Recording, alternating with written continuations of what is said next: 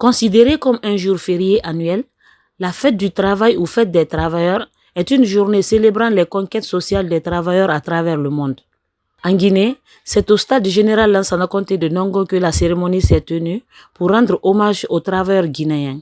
Selon le ministre du Travail et de la Fonction publique, cette journée est l'occasion de rappeler les ambitions portées par le président de la République à travers le projet Simandou 2040, les réformes engagées pour moderniser le monde du travail et de réaffirmer son engagement à veiller sur les conditions de travail et le bien-être des travailleurs.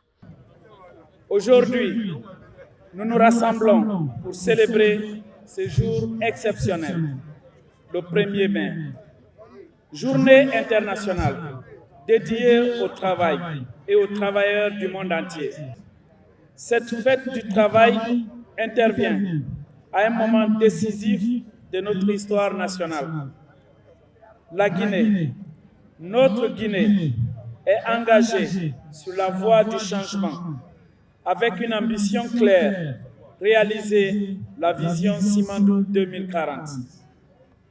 Simandou 2040, c'est plus qu'un projet d'infrastructure, c'est un projet de transformation économique profonde.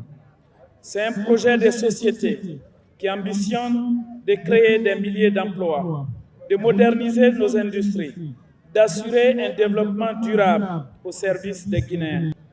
Il ne peut se faire sans vous, employeurs de Guinée.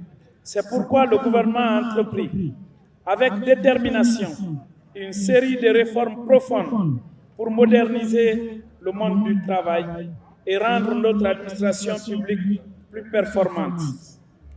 Permettez-moi de vous rappeler quelques jalons majeurs de ces réformes. Je cite la révision du Code du travail et du Code de la sécurité sociale pour les rendre plus modernes, plus justes, plus adaptés aux réalités de notre temps. L'élaboration de la politique nationale de sécurité et de santé au travail, parce que protéger la santé de nos travailleurs, c'est investir dans la productivité et dans la dignité humaine.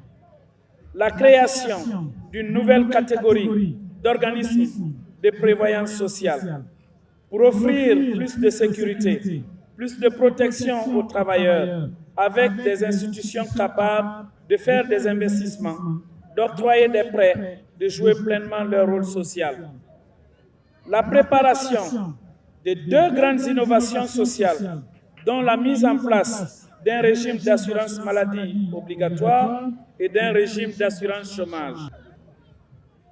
Nous sommes également engagés sur le renforcement de l'inspection du travail, avec plus de moyens humains, plus de moyens matériels et législatifs, pour mieux veiller au respect des droits des travailleurs et des obligations des employeurs.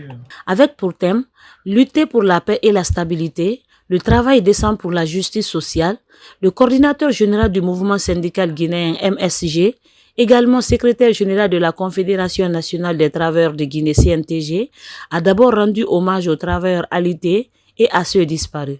Dans son discours, il a rappelé qu'en dépit de certaines avancées significatives obtenues par le biais du dialogue social, plusieurs dossiers demeurent en suspens, ce qu'il juge très préoccupant. D'autres intrépide combattants, frappés par l'âge et la maladie, n'ont pu effectuer le déplacement, mais dans un coin de leur domicile, se font écho de leur cœur et de leur esprit les manifestations grandioses auxquelles ils ont jadis participé. Nous implorons toujours, à la grâce d'Allah, de tous les autorités, le repos éternel pour leur âme. Le manque d'emploi sûr et attractif pour résorber progressivement le chômage massif et endémique des jeunes diplômés, la rétention des informations relatives aux indices de l'emploi, les bas salaires qui ne répondent plus au cours de la vie à cause de plusieurs facteurs endogènes et exogènes incontrôlables, devenant une véritable catastrophe dans le milieu des travailleurs et des travailleuses. La faiblesse des pensions de retraite pour toutes les catégories d'anciens travailleurs et travailleuses, avec mention particulière sur la Caisse nationale de sécurité sociale. L'insécurité galopante prend une graine sur les activités interurbaines. La non-application des statuts particuliers de l'éducation et le recrutement intégral des contractuels non retenus au concours. Quant au Premier ministre chef du gouvernement, il a, au nom du président de la République, félicité les travailleurs, affirmant l'engagement du gouvernement à leur assurer une vie décente. Il a également exhorté tous les citoyens guinéens à se faire enrôler. C'est l'occasion pour moi, au nom du président de la République, le général Mamadi Doumbouya, de vous féliciter, de vous encourager et de vous dire que nous sommes reconnaissants pour votre capacité à maintenir un climat de paix et d'apaisement qui permettent pas à pas de construire la transformation économique et sociale de la République de Guinée. Des chantiers sont engagés. Je ne vais pas les citer tous. Fugas est devenu une réalité et tant d'autres aspects, notamment l'assurance maladie pour les fonctionnaires en activité et ceux qui sont à la retraite. Nous allons travailler ensemble pour faire en sorte que tous les travailleurs de ce pays puissent, à travers leur salaire, avoir une vie décente. Des réformes majeures sont engagées. Et c'est l'occasion d'appeler l'ensemble des travailleuses et travailleurs à travers les structures syndicales de s'enrôler pour que chacun ait un numéro d'identification personnelle.